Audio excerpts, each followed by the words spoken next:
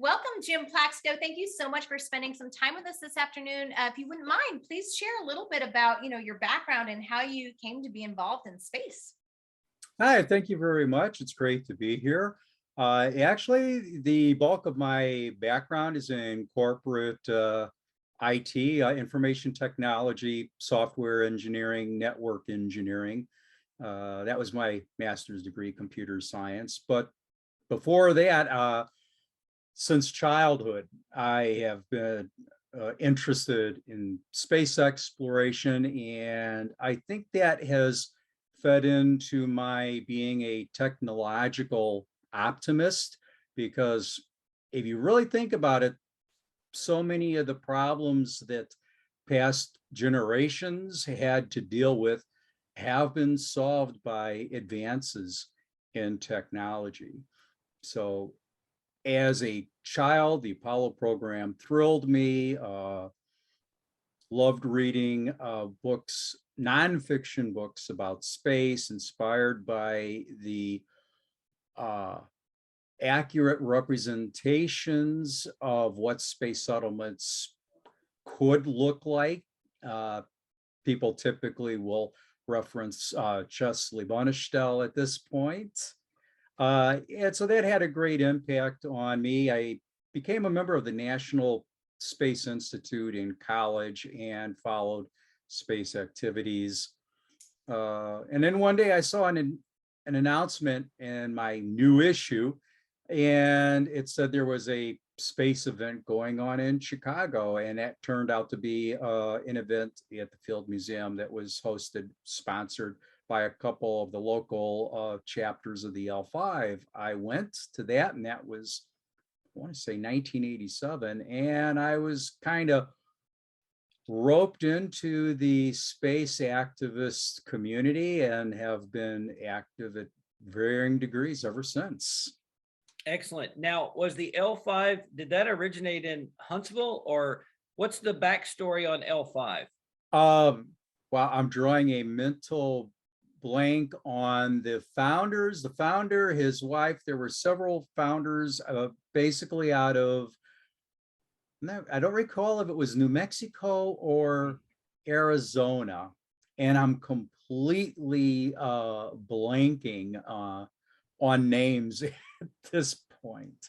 But it was a very independent grassroots organization where you have the national coordinating organization, but it really was driven by its local chapters. And in fact, Chicago Society for Space Studies, the chapter that I am currently president of, actually precedes both the National Space Society and the L5 Society. It gets started as a consequence of a class on space settlement that was held at the Adler Planetarium back in the 70s. What? And I want to say it was 1988 that the L5 Society merged with the National Space Institute to become the National Space Society that we know of today. And there are still folks from L5 Society who are active in NSS. Awesome. I was going to say, I know that we talked briefly a little bit about the idea of coding. You have an interest in coding and some design as well. We have a lot of students who are interested in those kinds of elements. You had worked for a couple of Fortune 500 companies in the IT areas as well. How did you blend all of those kind of aspects of something larger into your career that way? Because it's coding at its heart. I fell into computer science quite by accident. I'd gone into college and I decided to get a degree in management. And one of the requirements was to take a couple of these computer science classes that were a very introductory level.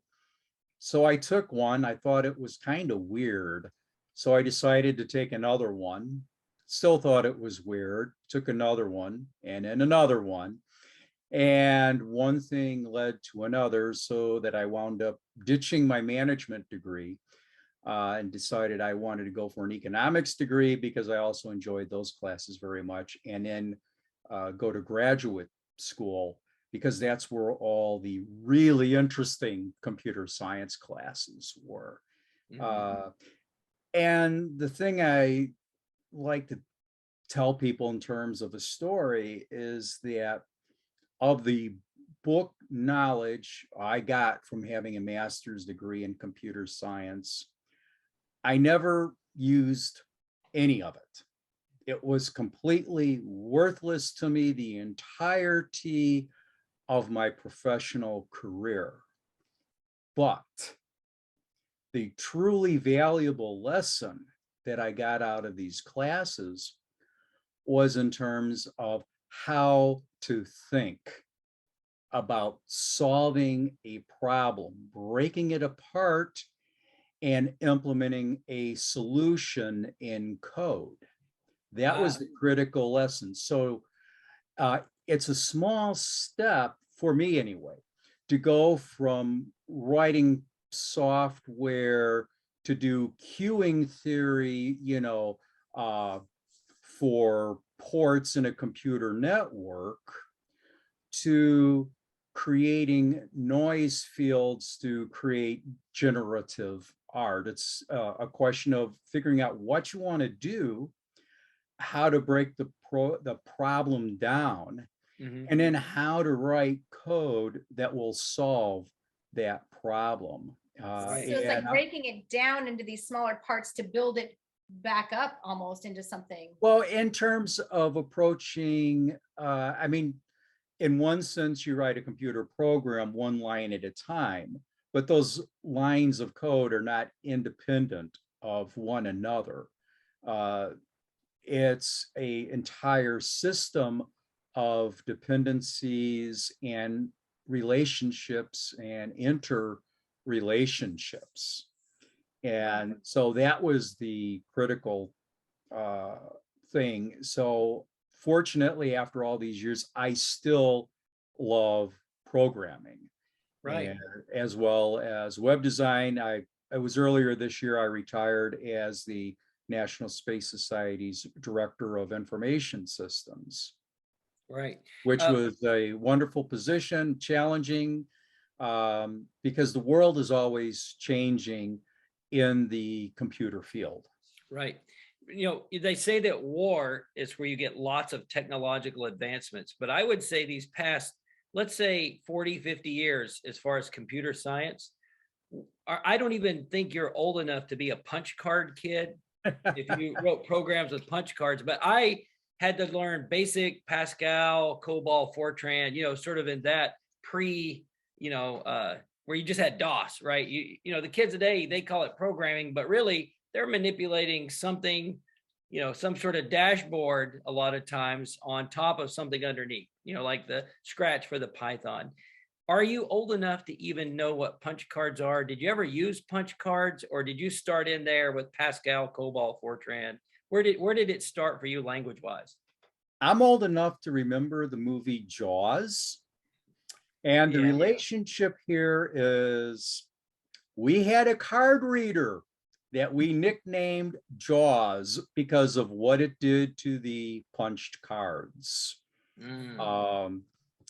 So I am old enough because the university, for students, undergraduate students, punched cards were their only way of getting their programs into the computer and having been processed. As a graduate student and being a supervisor in the computer lab, and then subsequently to that, being a programmer with the Center for Governmental Studies, I got a faculty account, so I got to use a terminal. Wow. So I didn't have to deal with the lines for the punched cards or my cards getting eaten. And I also had pretty good turnaround time too. So Right. Languages, Fortran was certainly an option, PL1, Pascal.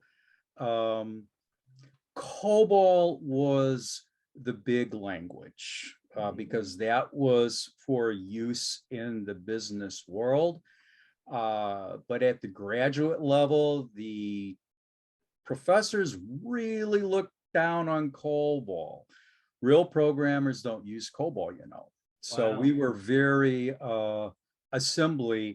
basic assembly language oriented, which was very challenging because you basically had your instruction was either 1, 2, or 3 alphabetic characters. So you had to do a lot of memorization. So as Right. we moved up, and we got into these higher level languages where you could actually write words in English, that you could look at a statement, you didn't have to memorize it, you could understand, if this, then do this. Right. It was very easy to conceptualize, but you have to recall that in the early days, programmers were cheap and CPU time was very expensive. I didn't Over think the about it in those intervening terms. over the intervening decades, CPU time has basically become unmetered, and programmer time has become exceedingly pricey. So you put tools in place to minimize the amount of time it takes for a programmer to write a program to solve a problem. And CPU time and, well, EXCP counts. In IBM parlance, that's how many disk input-output operations you're doing, are of secondary importance. Awesome. I'm thinking about my son, Caden, who just went off to university this year. And so he was here for Thanksgiving break and he's taking a coding class. And I think it's in C+ or, I don't, whatever it is. But I could hear him in the frustration level as he was, doing the lines of code or whatever. And he would have to, something wouldn't be right. And he would get to the end and then something wouldn't be right. So I'm wondering about the skills, or like, even I guess the idea of like almost the kind of personality you might have to have in order to be good at coding. I'm imagining a lot of patience has to be involved and attention to detail. Would I be right there? Patience, and the hard part is keeping an open mind. You've written a program that you think should work. It happens to me all the time. And it's a real hair-pulling exercise, or it can be, to find out why it's not working. And the problem is, I find system bugs just often enough that I can never be sure if the problem is mine or the problem is the system I happen to be using. And now, one thing I did find aggravating is one time I made a dumb mistake, but I got a very cool result because of the mistake, because there was a bug in the system that allowed me to make this mistake. It should have been flagged, and I should have been looking at error messages, but it didn't do it. It let me get away with doing something illegal until they fixed it. Right. I actually have heard that there are major companies who will pay actually these young kind of programmers to do exactly that, find bugs in the system as they're looking to see if there's a way to hack that. It's almost like a career. In some respects, that's part of what they call the agile mentality. There's been a continual evolution, not just in programming languages, but in programming structure. Think functional versus object-oriented programming, as well as software project management methodologies, and things like having continual releases and relying on and this is more popular in the open source arena, relying on your users to find the bugs. Yeah. Yeah. That's very cheap from a labor standpoint. It is, and you really can't complain too much because they're giving you the software for free. Programmer time is valuable, and these are volunteers. Right.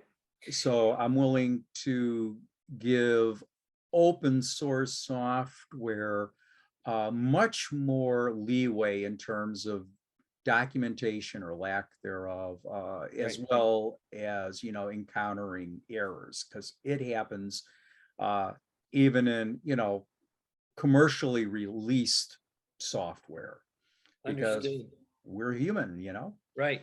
Well, I'm going to ask you one time travel question, and then we're going to Uh-oh. pivot to the National Space Society. And All by right. time travel, I mean for our younger kids, I'm going to say something and they're going to have no idea. Were you in the coding world for the big buildup for the terror that was going to be Y2K? Were I you? have no idea what you're talking about. I guess that's before my time. Yes, yes. The young kids, they won't know squat It's about an that. anachronism. But I knew a guy, I had a friend back in the day, and he was very sought after because he was going to prevent everybody's software from crashing in the second half of 1999. Do you have any stories from Y2K before we jump on to the NSS stuff? I slept through it. No problems. We all went to bed that night thinking, Now, right? the programming language that I was doing a lot of my coding in at the time, I was already using 4-digit years. Oh, Now, for the folks who wrote their programs in that COBOL language, they were putting in a lot of time. And curiously, graduates who were fresh out of college, but who had taken a lot of COBOL classes, were getting a nice salary premium, because at that time there was a real spike in demand for COBOL programmers who could go through all these old programs right. and search for those problems and fix them.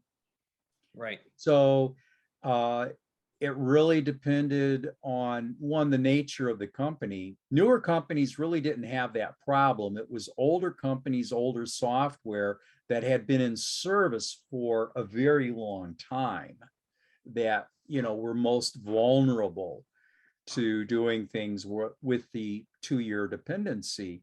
And this goes back to the fact we talked earlier about CPU time being expensive. Well, at those early days, memory and storage was very expensive. Right. So if you think about the number, if you've got 1 million records and you can take a 4-digit year and turn it into a 2-digit year, you're saving a lot of space. Absolutely. That was a measurable savings in dollars. Yeah, I which- saw a photo that comes up on my social media a lot is a 5 megabyte storage for an old IBM computer being raised by a forklift and a pallet to be placed on a jet, 5 megabytes. Yeah, that was the RAM deck. And I have used that same image, and I'm forgetting the numbers now, but at that time, it was considered too expensive for anyone, any corporation to purchase you. So you leased it on a monthly basis. Right. And I contrast that with the amount of storage that's in my smartphone. Absolutely. So, and you can just say, okay, it would take, I forget how many thousands of these RAMX it would take to equal the storage in my smartphone, and what the monthly, how many millions of dollars my monthly rental expense would be. And I use that as a lead into talks about futures with respect to space technology, because people see the environment we're in today and they are more accepting of the fact that you're not going to have rates of change in the future that would make anything possible. And so by pointing out where we were in terms of the computer industry, which is something everyone can relate with today, and showing them just one example of how things have changed, I'm trying to establish a baseline so that, we can say, okay, where will we be 50 years from now in terms of the space industry, space development, Right. possibly bases on the moon, et cetera. Right.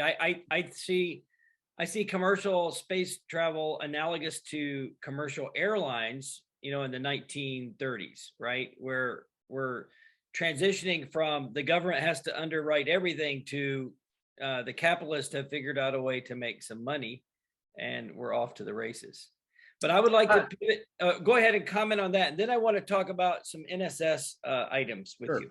It's an imperfect analogy now in terms of pricing models.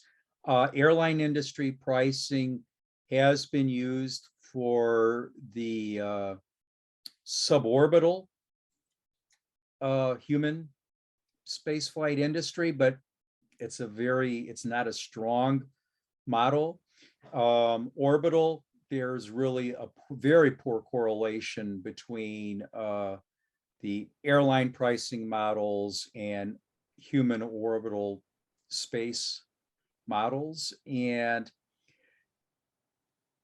it's a very different capital structure that's required for space flight. And this may sound callous, but you could make an argument that the Challenger disaster was the best thing that ever happened to the commercial launch industry.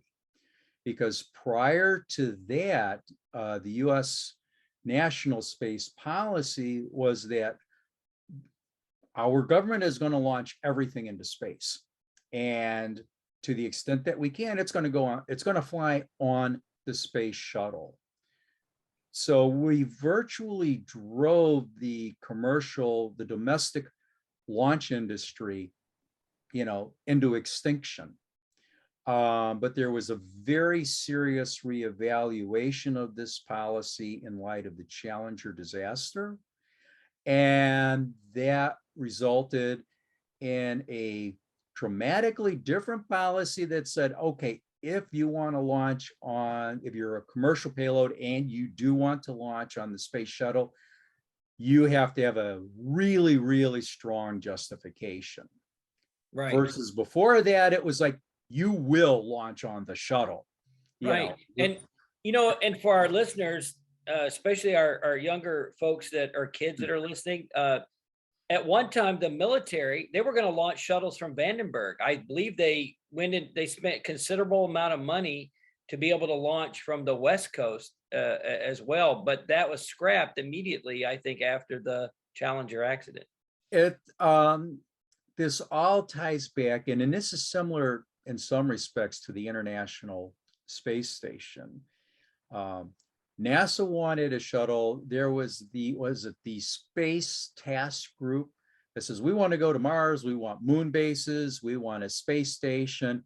And the common element to all these plans was a space shuttle for cheap $50 a pound access to orbit. Everything got scrapped except the shuttle, because that was the common element that was kept. But in order to get buy-in and be able to justify the expense of the program, NASA had to convince Department of Defense to use it as a part of getting the flight rate up, because they were talking about 50 flights a year. Right. In order to amortize out the costs. So they had to get broad government buy-in to get Congress to approve it. And I relate that somewhat with the space station in that I don't remember who was the administrator at the time. It might have been Fletcher. Don't quote me on that. The methodology for approaching the selling of the space station to the Reagan administration and to Congress was, one, okay, it's got to be big enough so that there is work for every NASA center. We've got to be able to split this apart so we can keep all the NASA centers busy. Two, that means it's got to have enough dollars to keep everybody busy, but not so many dollars that Congress and the administration won't approve it. And three, it has to be a Swiss Army knife of space stations, or it has to do absolutely everything. And those are, in my opinion, that's not the way to effectively, you don't see that kind of thing going on in the commercial private world, because it's nonsense. But on the other hand, you can also argue that if NASA hadn't taken that approach, we would have no space station today. So you can argue whether or not that was a good thing or a bad thing. It all depends on what hat you happen to be wearing. Like, for example, a national policy that is good for the steel industry could be very bad for the auto industry if you're pursuing protectionism and preventing imports for steel. Right. I think I really like your historical perspective back looking at the policy behind the space station, which I think was called Freedom. The first name of it was Space Station Freedom. And I saw it as a big State Department win too, with the fall of the Soviet Union, playing nicely with other nations. I thought that was it was almost like a State Department function. But I think about an article I read this last week where NASA has now given $400 million to these different groups that are going to propose their own private space stations. Once again, the government has to fund something to a certain level, but once it's established, then the government can back out. So I think about that. Jim, I want to transition quickly to the NSS. You have been a figure in the Space Society for quite some time. I want to find out, because there's so much we could ask, what is your all-time favorite memory or memories from the International Space Development Conference? And when this conference started, were you one of the original organizers for the ISDC? It started before my time. The first ISDC I attended was 1989 because it was here in Chicago. Met a lot of great people there. It was very exciting. And since that time, I've made it a habit to try and attend quite a few of them. I've missed years at a time as I go to other conferences, competing conventions.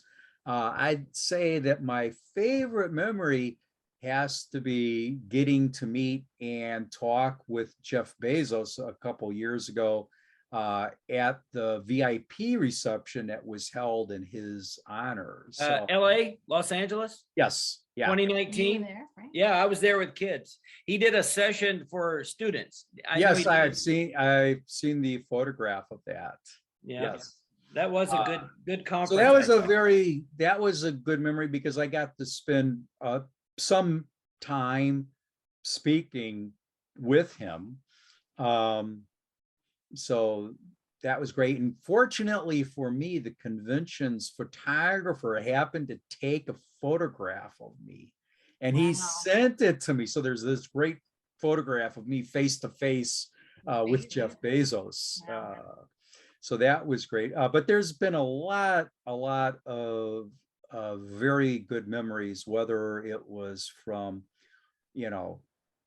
meeting people who've been very influential in the space field, folks like Burt Rutan, Elon Musk, having a chance to talk with them, and to meet other people, to presenting. I've presented at a number of the ISDCs over the years with the focus of what I talk about shifting. As I've evolved, so has the nature of my talks and presentations. So if anyone is seriously interested in space development, human space exploration, I definitely give a 3 thumbs up to going to the ISDC because it is the best conference of that category out there.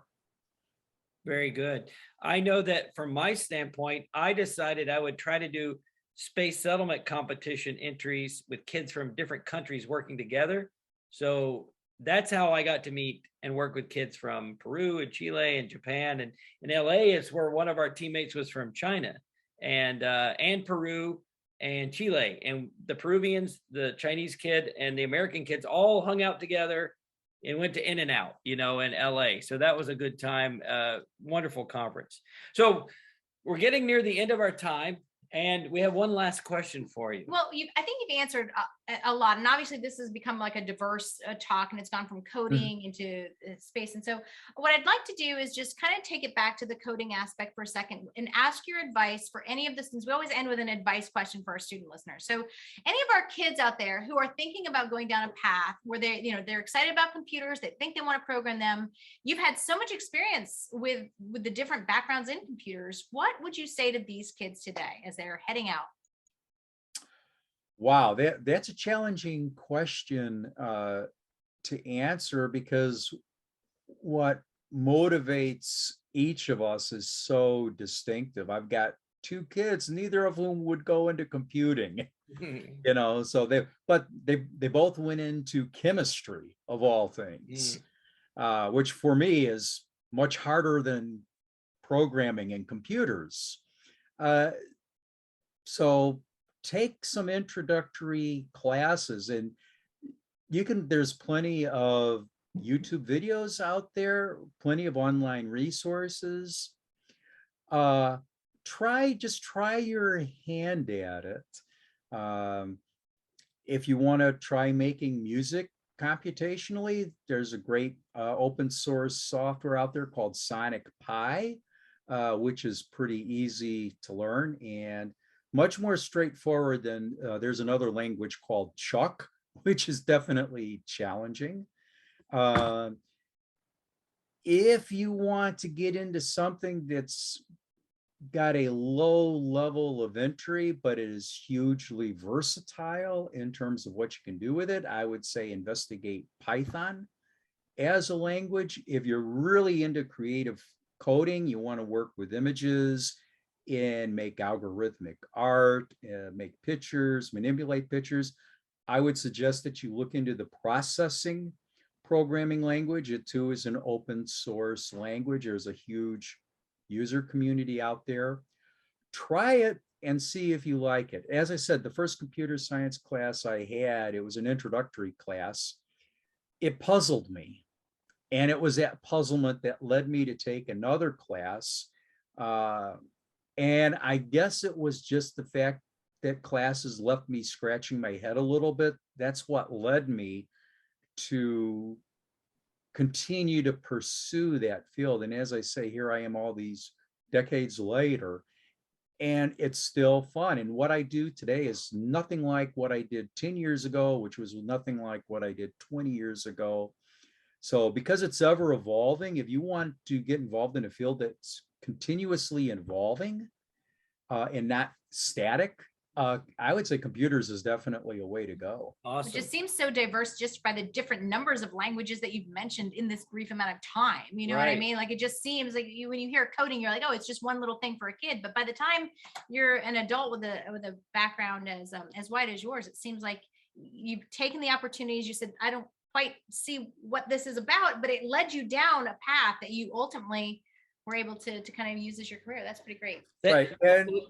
And I was just going to say, another aspect of it is I've been fortunate in that in the chain of dependencies, I would be given a problem to solve, and it was entirely on me to come up with the solution. And when I did, the solution was mine. I know that in some environments, problems are broken down into those very small pieces I was referring to earlier.